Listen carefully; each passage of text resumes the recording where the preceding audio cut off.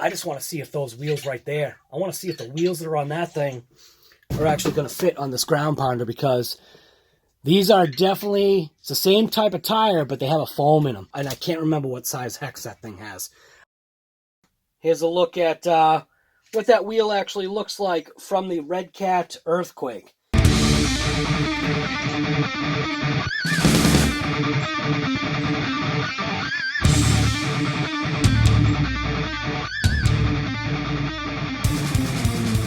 It actually does fit. The only thing is that it's definitely a lot stiffer. The other thing is the wheel offset. So you can see here's the stock configuration where you have, I don't know, approximately like maybe 1 1/8 inches gap in between the spring and the tire. And then when you come over here, you got like 2 inches of gap. Definitely applying a lot more force on that axle, which we probably won't want. And it kind of takes, I guess, that, I don't know, maybe takes that scale kind of monster truck-ish look out of the vehicle. And then foam's just being too rough, too hard, because it does come off of that vehicle, and that's actually designed as a basher. We're going to leave that thing alone. I think I am going to do that thing like I said. I'm just going to toss some tape on the inside of the original wheels. Right here, just tape up the holes. There's obviously one hole there, and give the tire just, I don't know. It'll make it more bouncy, but as far as I remember on Monster Jam and all those things, weren't those tires like super bouncy anyway? I mean, those trucks were like literally just bouncing all over the place. When you think about it, the tires are air filled, so yeah, I don't know. Compound's different. Yeah, it's definitely, these tires are definitely kind of weak feeling, but maybe if we block off those holes, it will, I don't know. It's just trial and error, man. And I thought about going old school. So this would actually look cool because it would give that old school effect. Obviously, the only difference here is the hex. This is actually off of my Traxxas EMAXX. And here's the old style hex, which the pin is actually a lot more stout of a pin compared to the RedCat. The RedCat's like half the size that this pin is. And obviously this hex is bigger. So who knows? Maybe some wheel adapters to actually kick these out a touch, because with the width of these tires, the actual offset, this is actually a much further offset than even what I think the ground pounder is. So width-wise, tires are actually the same. Height-wise, yeah, the same. So old school look.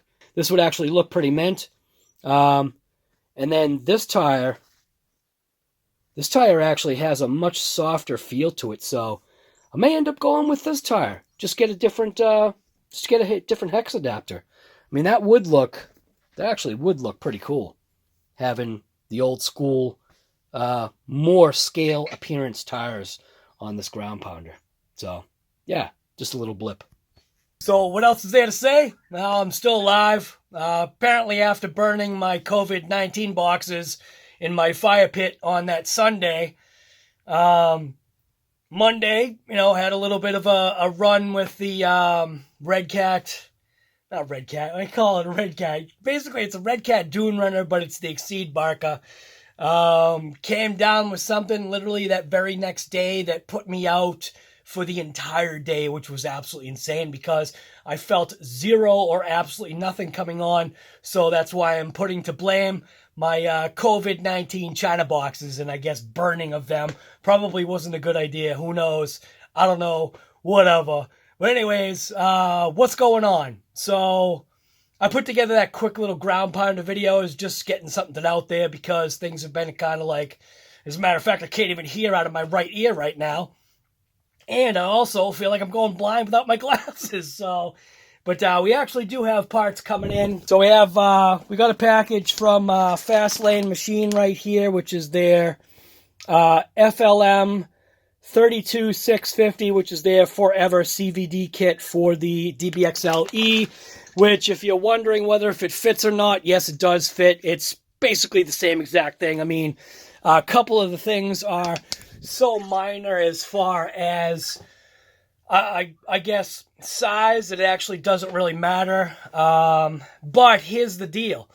So even though it's the passenger side, even though it's the right side that actually tore out, and that left side is the side that I repaired with that Galvy nail, I am still only going to replace the actual broken piece. So, yeah. So I basically bought the kit for parts, I guess, spare parts.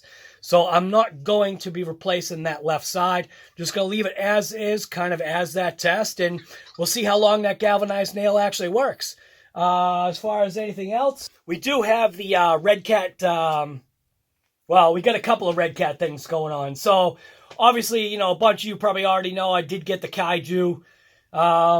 And depending upon whenever UPS can get their butt here with it. But we also do have still this right here, the RedCat Gen 8.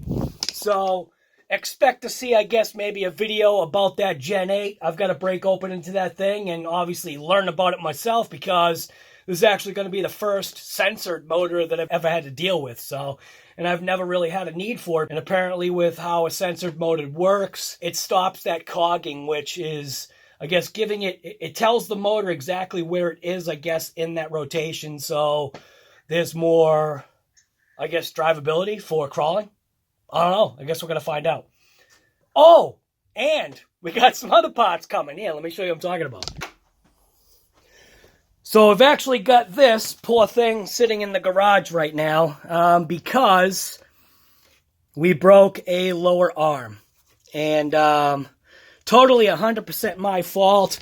What had happened was I was actually driving on my track. I had the cameras and everything all set up, and I kind of had intended to film, but then I guess I was just having such a blast just ripping the thing that it just no longer mattered anymore. So I just kept on like launching it and getting braver and braver, to the point of where the launches were like literally flying by me, like coming right at me, flying by me, just launching the thing into the woods, not giving an SHI what was going on with that thing.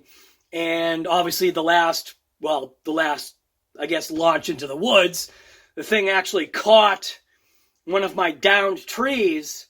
It actually just caught it wrong and just ripped the wheel like right off. So I heard it right away, and I kind of was like, oh well, it is what it is. But it did rip nice, like that thing always does, the Mojave from Arrma.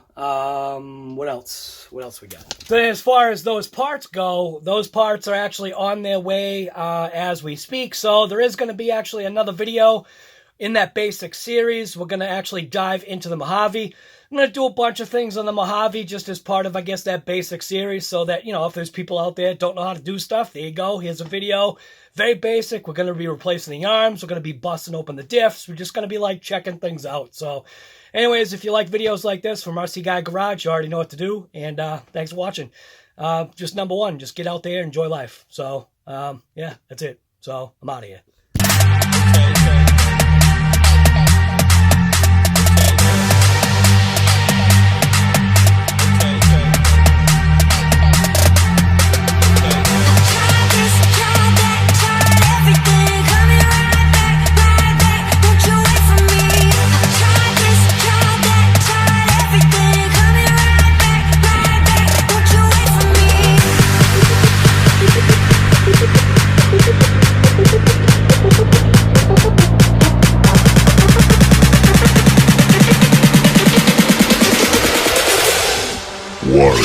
So inside that kit, get a whole pile of white parts.